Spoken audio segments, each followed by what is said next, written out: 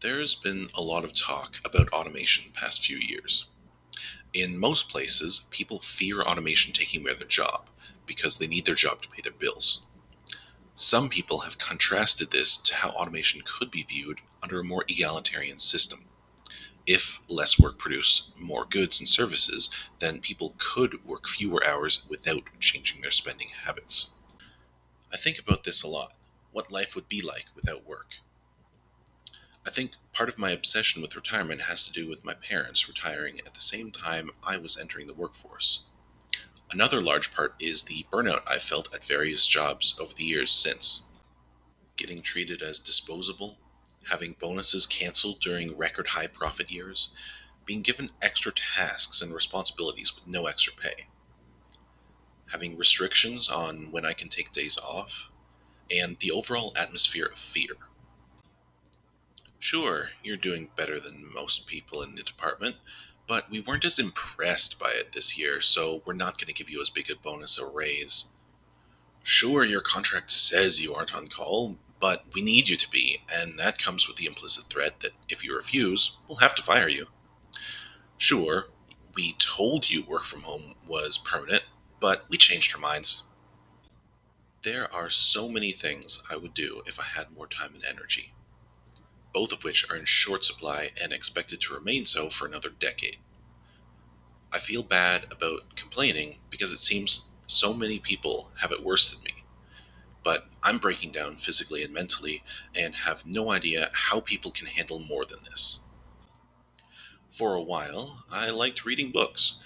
I didn't get into reading until I was a bit older as a child, mostly because I couldn't find any books that could hold my interest. Once I found some, I would read almost every day. That fell off once I got too busy. Reading fiction stories isn't as exciting after reading textbooks for hours on end or spending hours reading emails and training guides. I still try to read a book every couple of years, but progress is very slow. I used to go play board games with friends twice a month, and that evolved into playing Dungeons and Dragons. But now that I have more responsibilities and errands that need doing, it feels like I don't have time for that anymore, even at home. I tried to get into painting miniatures, and that was fun, but then I found myself too tired after work to hold the brush steady, or too sleepy to concentrate on the detail spots. I like writing these YouTube videos, even if I dislike the voice acting part of it. There are so many more things I would do as videos if I had more time and energy. I tried to write a book when I was in my late teens, early 20s. I'm really bad at naming things, so I started with all the characters being placeholder letters, and I had a separate file where I kept a list of which letters I've used and which names starts with that letter that I might eventually substitute in. I wrote my life story in my mid 20s, but I haven't kept up with it for many years. I want to, but I can never find the time. I like maps, and if I had an extra month each year, I would spend a week or two researching things and cobbling together maps. There are a lot of things that exist as local maps, but not as fully joined together world map, especially when you're talking about historical borders. A map showing pre Columbian America would be nice, or a map showing what was going on in different parts of the world during the rise and fall of the Roman Empire. A map showing which animals live where, or a map showing which major inventions came from where. I could go on for years. There's also the little things, like repainting a room, or researching to find better quality replacements for things around the house, adjusting cabinet doors, playing with the cats, going on walks, and so on. For a few years, I would go on walks every day, playing games like Pokemon Go or Pikmin Bloom. Once I got high enough level in Pokemon, there was nothing left to get, and nothing I could progress in. No method for me to win any raids by myself, and no one nearby who played, so I gave it up.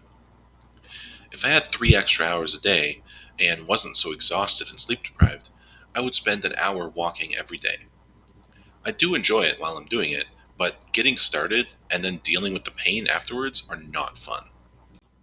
One day, I'd like to go on a long walk, kind of like Forrest Gump or Terry Fox, but walking instead of running. I would start small, just walk 20 kilometers to the next town. I've done an 18K walk in a day before, just not in a straight line. That was many years ago, so I would need to get back in shape first. There was a YouTube series called A Simple Walk, where a couple of guys walked from the New Zealand set of The Shire to the set of Mount Doom. I was looking forward to it when I first heard of it, but they were so rushed, trying to get it done in less than a week, and going on dangerous roads. Maybe one day I could take a 3 month vacation and do the scenic route. I'm not a huge fan of Lord of the Rings, so those locations aren't super important to me. This is just an example of the type of a walk I'd like to go on. There are a lot of video games that I want to play but haven't had time to. Plenty of movies and TV shows that I'd like to watch but don't have the time. Things were simpler when I was young. I was on my own, I only needed groceries twice a month, I only did laundry once a month or less. I didn't have any pets, and didn't leave any messes that needed sweeping or vacuuming.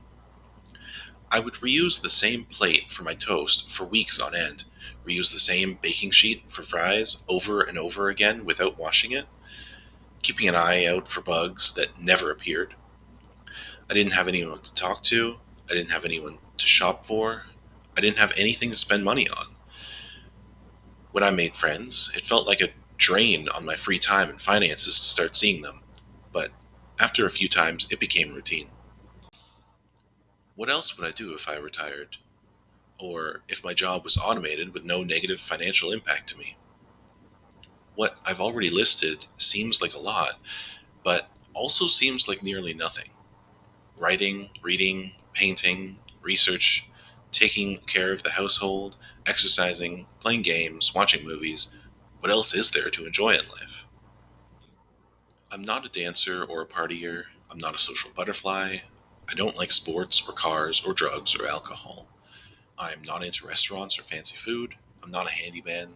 Traveling is far too painful, physically and mentally. I used to keep Excel sheets for things. Silly things like tracking how many minutes of episode length each Doctor incarnation had in Doctor Who, or maintaining a digital archive of my Yu Gi Oh cards before I got rid of them. It all seems like a tremendous waste of time now. The hubris to think that my tracking would be the only surviving copy of Doctor Who, despite me not living in the country that creates it. I like deleting things and decluttering. If doing digital or physical decluttering for others paid enough to cover my bills and let me save for retirement, that would be my dream job. Another thing I might do when I retire is fan edits of movies or TV shows. I don't really know how to edit videos beyond the basic cut and paste functionality, but if I had 10 years with nothing else to do, I would try to learn it so I could cut out all the boring bits and awkward cringe and outdated references.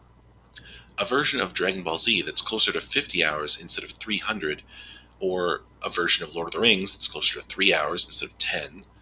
Doctor Who, Naruto, Star Wars, definitely removing the incest kiss. Depending on how advanced AI video generation gets in my lifetime, I might eventually be able to create alternate versions of existing shows, such as what would have happened if the X-Files did more with aliens and didn't have any government conspiracies. What if Naruto didn't have aliens or reincarnation? What if High School of the Dead didn't have a child, or dog, or censorship? What if Light from Death Note didn't try to avoid getting caught? Or maybe making movies out of some of my favorite books and video games. As a sidetrack, I just started thinking about why a lot of shows have filler episodes. How do shows make money? It used to be commercials, and now it's mostly subscriptions to streaming services. That got me thinking about how misleading most modern advertisements are. The knee-jerk reaction is to ban all advertising, but then I think about when I want something or have a problem that I don't know how to fix, and how frustrating it can be to try and find a product or service when I don't know the right words to search for. Wouldn't it be strange if advertisements were literally name of company is selling, name of product or service for dollar value? Product or service objectively does XYZ. Here is a demonstration from real life. But, alas, only the beasts are above deceit. Please like and subscribe to become a true Zeteskian.